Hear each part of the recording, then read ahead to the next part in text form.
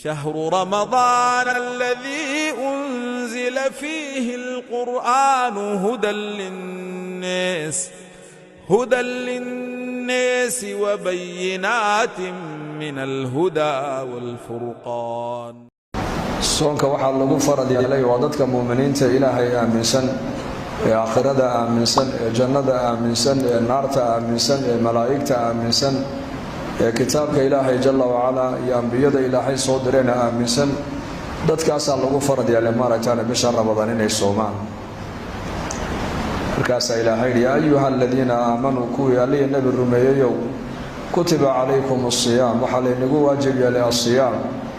maalinkeegana bisha Ramadaan inaad soontaan baa laynagu farad yeelay inkoo kaliya ma ahina buu Ilaahay leeyahay kama kutiba ala alladheena min qablikum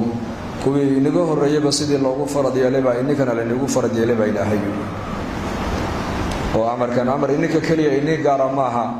min ladun aadam alayhi salaam laga soo bilaabo ilaa joogadiina maanta inagu adduunyada aad joogtaan wixii dad muuminiina muslimiina adduunyada soo maray soonka waa laga wada rabo inay soomaan waa lagu waajib yeelay taqwad baa laga dhaxlaa soonka la'allakum tattaquun baa Ilaahay yiri